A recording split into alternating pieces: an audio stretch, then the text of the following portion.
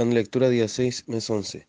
En Ezequiel 14, desde el versículo 2 en adelante, vemos cómo el Señor anuncia que su castigo no será refrenado, aun cuando haya hombres piadosos en medio de la ciudad, como Noé, Daniel y Job.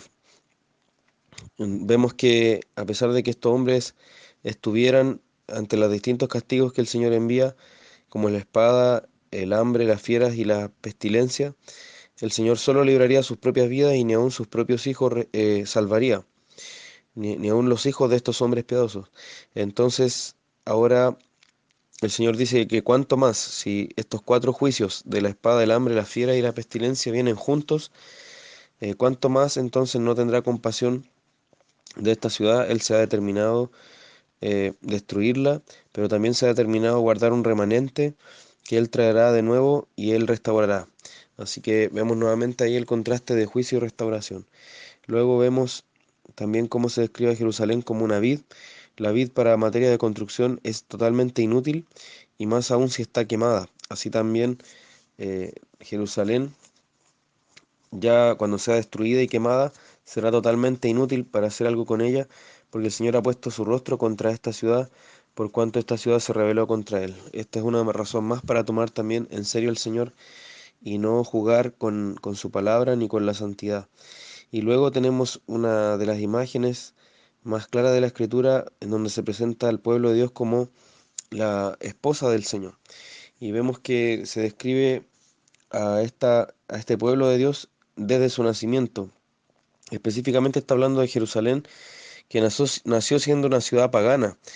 Era de los jebuseos y su madre, dice, era etea o hitita. Entonces luego fue conquistada por los israelitas a través del rey David, que ahí recién fue asegurada la conquista de esta ciudad y se trasladó el gobierno para allá, el rey para esta ciudad.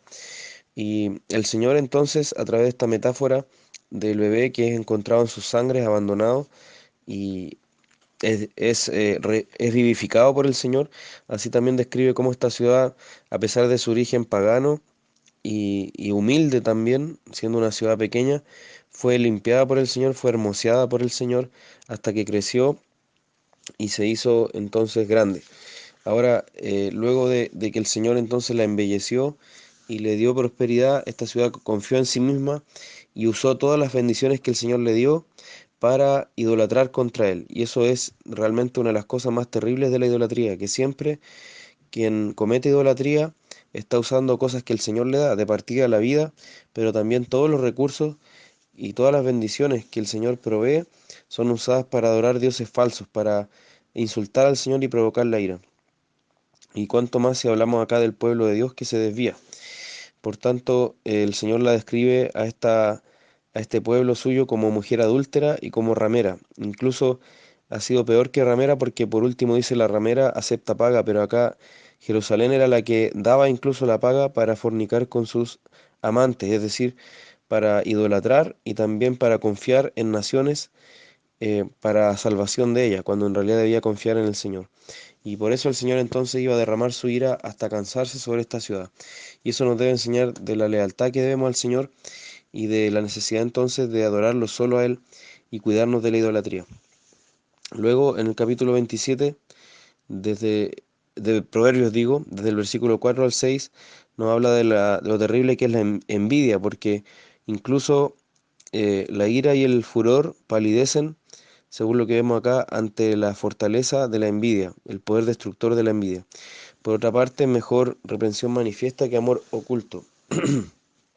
Acá al amor se refiere al amor espiritual entre hermanos, que debe llevarnos a hablar si es que hay alguna falta que debe ser reprendida o exhortada. Y por eso es mejor esa reprensión que es abierta antes que ese amor que se calla, que es oculto.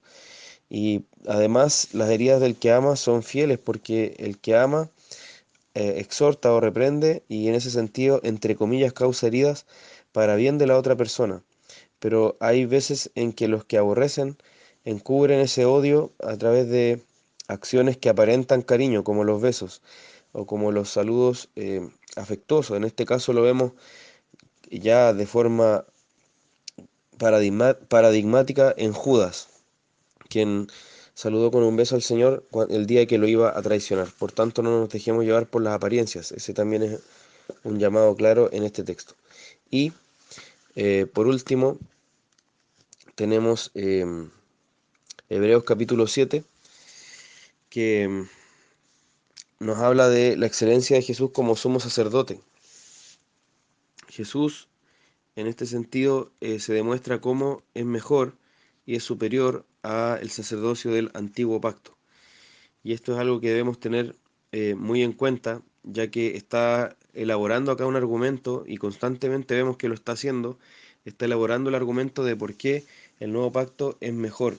En este caso queda abrogado el antiguo por dos principales razones. Porque primero este antiguo pacto era débil e ineficaz, no perfeccionó nada, a nadie podía salvar el antiguo pacto.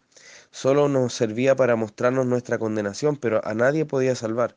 Y por otra parte, una segunda razón de por qué queda abrogado es porque tenemos una mejor esperanza para acercarnos a Dios, y eso es en Jesucristo.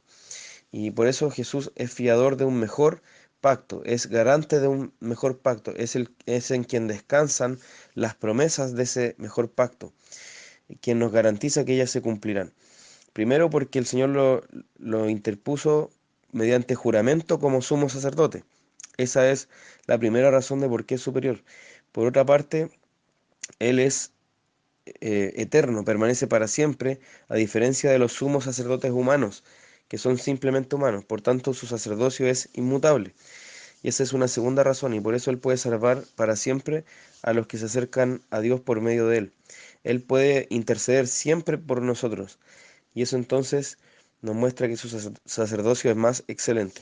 También este sumo sacerdote nos convenía porque no es pecador, sino que Él es santo, inocente, sin mancha, apartado de los pecadores y hecho más sublime que los cielos. Entonces Él no tenía que presentar sacrificio por su propio pecado, porque no tenía pecado, a diferencia de los sacerdotes del antiguo pacto, que sí debían presentar un sacrificio por su propio pecado.